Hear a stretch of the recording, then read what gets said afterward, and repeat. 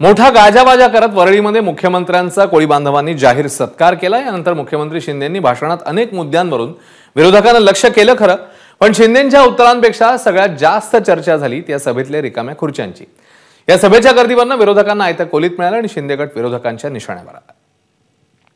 एकच चर्चा, वरळीमध्ये जंगी सभा काल झाली, भव्य सभा झाली, ती मी पण बघितली, तुम्ही पण दाखवली। रिकाम्या खुर्च्या आता काय करता, एवढं सर्वसामान्यांच्या सरकारच्या मुख्यमंत्र्याची एवढी मोठी जंगी सभा झाली। शुभेच्छा आहेत आमच्या।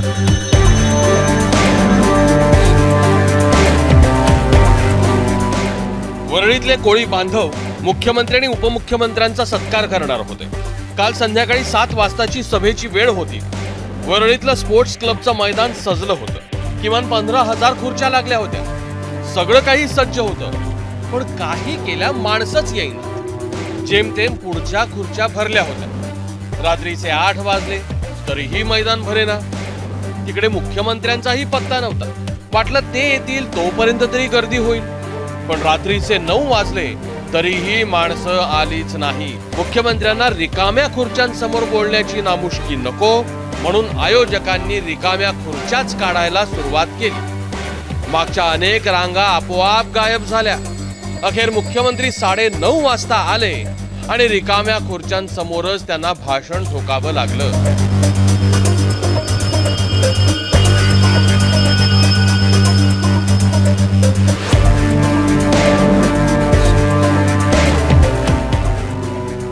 विरोधकांनी हेच हेरलं आणि मग टोमणे सुरू झाले, ज्याचं उत्तर देणं सत्ताधाऱ्यांनाही जड गेलं।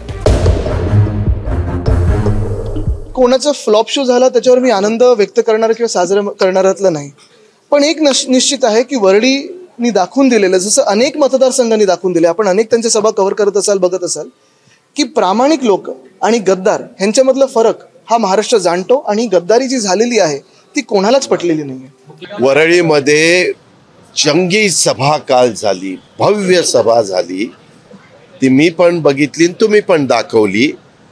आता काय करता, एवढं सर्वसामान्यांच्या सरकारच्या मुख्यमंत्र्याची एवढी मोठी जंगी सभा झाली। शुभेच्छा आहेत आमच्या। तर जनता जी असते शेवटी ही सर्व काही पाहत असते आणि मग जनता अशा मुख्यमंत्र्याकडे पाठ फिरवते। हे काल वरळीत आपण पाहिलं असेल। कुणी काही म्हणू द्या, पण महाराष्ट्राच्या मुख्यमंत्र्यांना ज्या आव्हानाच्या आवेशात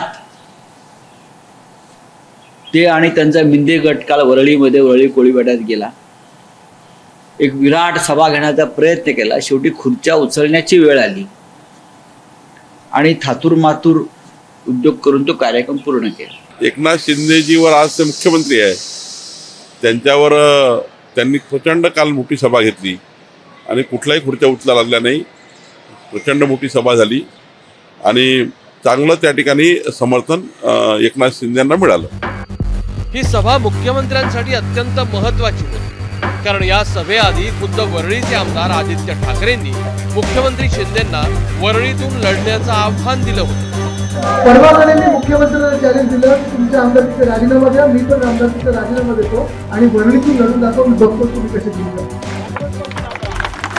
तेच बोलतोय मी, ठाण्यात पण तयार आहे, त्याला किती निवडणुकीचा राजीनामा देऊ शकतात आमदारकीचा।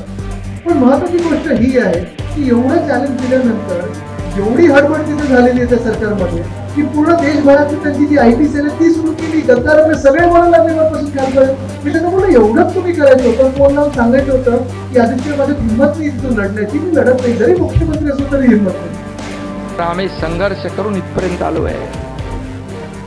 अगदी आयते आलेलो नाही, आयतं मिळालेलं नाही, मेहनत केली आहे। शाखा प्रमुखापासून बाळासाहेबांच्या विचाराने आम्ही प्रेरित होऊन प्रभावित होऊन शिवसैनिक चालू आहे। धर्मवीर आनंद दिघे साहेबांच्या पठडीत तालमीत तयार झालेले आम्ही कार्यकर्ते आहोत। त्यामुळे कुणाला तुम्ही आव्हान देता? मी माझ्या सहकार्याने अगोदर सांगितलंय भाषणामध्ये, एकनाथ शिंदे अशी छोटी मोठी आव्हानं स्वीकारत नाही, मोठी मोठी आव्हानं स्वीकारतो। खरं तर ठाकरेंनी आव्हान दिल्यानंतर ते आव्हान स्वीकारण्यासाठी शिंदे गटानं प्रतिष्ठा पणाला लावून गर्दी जमवणं आवश्यक होतं, पण तसं झालंच नाही. सत्ताधाऱ्यांना गर्दी दाखवताच आली नाही आणि केवळ शब्दांनीच उत्तर द्यावं लागलं. रिकाम्या खुर्च्या हे राजकारणाच्या हवेची दिशा बदलण्याचं प्रतीक असल्याचं विरोधकांना वाटतं. आता या एका सभेतल्या रिकाम्या खुर्च्या या खरंच वाऱ्याची दिशा फिरवणार का, बघावं लागेल. ब्युरो रिपोर्ट, एबीपी माझा.